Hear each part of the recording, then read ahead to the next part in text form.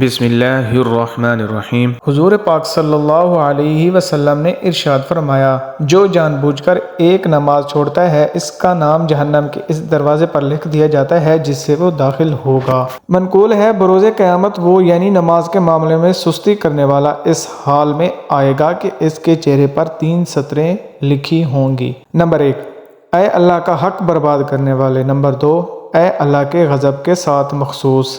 Number 3، جس طرح دنیا میں تو نے حق اللہ یعنی اللہ کا حق ضائع کیا، اسی طرح آج تو بھی اللہ کی رحمت سے مایوس ہو جا۔ کتاب الکبائر میں منقول ہے، جہنم میں ایک وادی ہے جس کا نام ویل ہے، اگر اس میں دنیا کے پہاڑ ڈالے جائیں تو بھی اس کی گرمی سے پگھل جائیں گے۔ یہ ان لوگوں کا ٹھکانہ ہے جو نماز میں سستی کرتے ہیں اور وقت کے بعد قضا کر کے پڑھتے ہیں، مگر یہ کہ وہ اپنی کوتاہی خطا یعنی پر ندام ہوں اور بارگاہ خداوندی میں توبہ کریں۔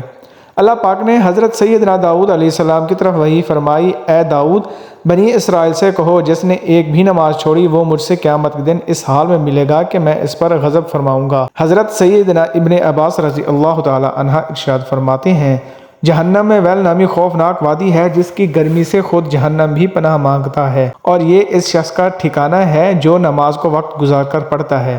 ترجمہ، اور ان نمازیوں کے لیے خرابی ہے جو اپنی نماز سے بھولے بیٹھے ہیں۔ سورۃ الماعون آیات نمبر 6-5۔ نماز کی سزا کے بارے میں احادیث مبارکہ۔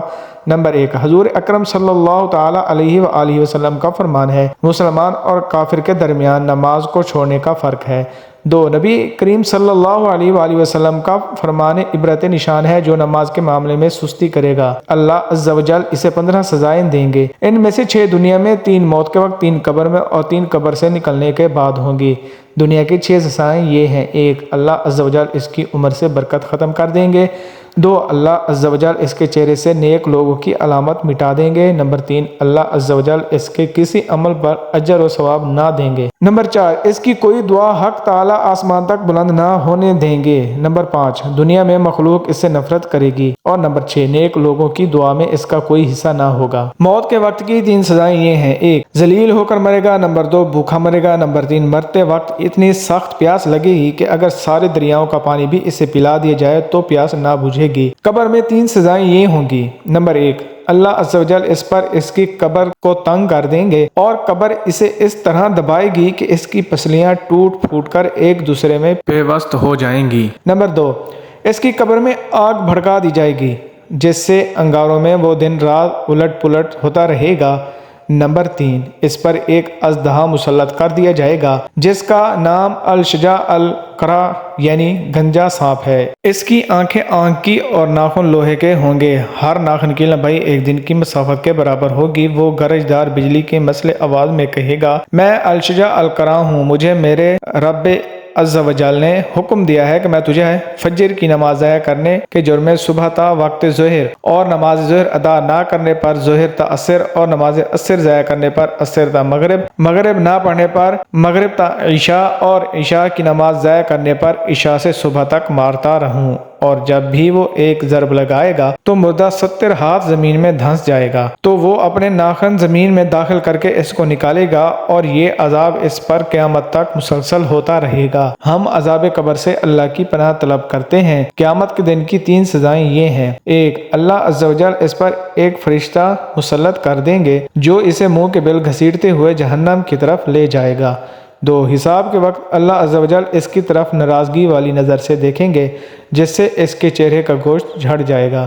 نمبر 3، اللہ عز و جل اس کا حساب سختی سے لیں گے جس سے زیادہ سخت و طویل کوئی عذاب نہ ہوگا۔ اللہ عز و جل اس کو دوزخ میں لے جانے کا حکم صادر فرمائیں گے اور جہنم بہت برا ٹھکانہ ہے۔ رسول اکرم صلی اللہ تعالی علیہ وآلہ وسلم کا فرمان عبرت نشان، جب کوئی قصدن ایک فرض نماز چھوڑ دیتا ہے تو اس کا نام جہنم کے دروازے پر لکھ دیا جاتا ہے کہ فلاں کا جہنم میں داخلہ لازم ہو گیا۔ رسول اکرم صلی اللہ تعالی علیہ وآلہ وسلم کا فرمان ہے، اللہ تعالیٰ صحت کی حالت میں نماز چھوڑنے والے کی طرف نہ نظر رحمت فرمائیں گے اور نہ ہی اس کو پاک کریں گے، اور اس کے لیے دردناک عذاب ہے۔ مگر یہ کہ وہ اللہ عز و جل کی بارگاہ میں حاضر ہو کر توبہ کرے تو اللہ تبارک و تعالیٰ اس کی توبہ قبول فرمائیں گے۔ امیر المؤمنین حضرت سیدنا عمر فاروق رضی اللہ تعالی عنہ فرماتے ہیں، جو شخص نماز کو چھوڑتا ہے اس کا اسلام میں کوئی حصہ نہیں۔ سورۃ المدثر کی آیات نمبر 38 تا 48 میں ارشاد الہی ہے، ہر شخص اپنے اعمال کے بدلے میں گروی ہے، مگر دائیں ہاتھ والے وہ جنت میں ہوں گے اور سوال کرتے ہوں گے گناہ گاروں سے، تمہیں دوزخ میں کیا چیز لے گئی؟ وہ کہیں گے کہ ہم نماز نہیں پڑھتے تھے، اور ہم محتاج اور فقیر کو کھانا نہیں کھلاتے تھے، اور بیہودہ بکنے والوں کے ساتھ ہم بھی شریک ہو جاتے تھے، اور قیامت کے دن کو ہم جھوٹ سمجھتے تھے، یہاں تک کہ موت ہم پر آن پہنچی۔ ان آیات میں مجرمین کے جہنم میں جانے کے اسباب کا ذکر ہے۔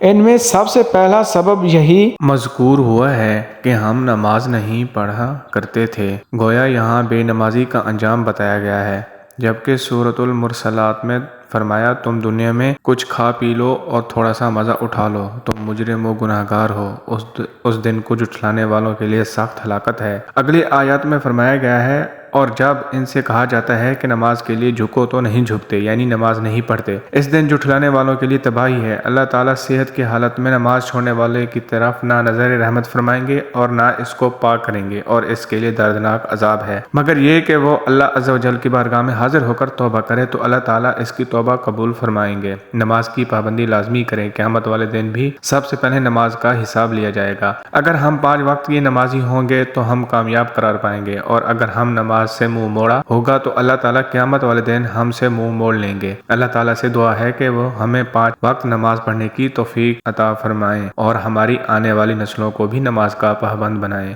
آمین۔ اللہ پاک ہمیں بہتر عمل کرنے کی توفیق عطا فرمائیں، اللہ پاک میری اور آپ کی بخشش فرمائیں، آمین۔ ناظرین، کومنٹ باکس میں ایک بار اللہ کا نام ضرور ٹائپ کریں۔ شکریہ، اللہ حافظ۔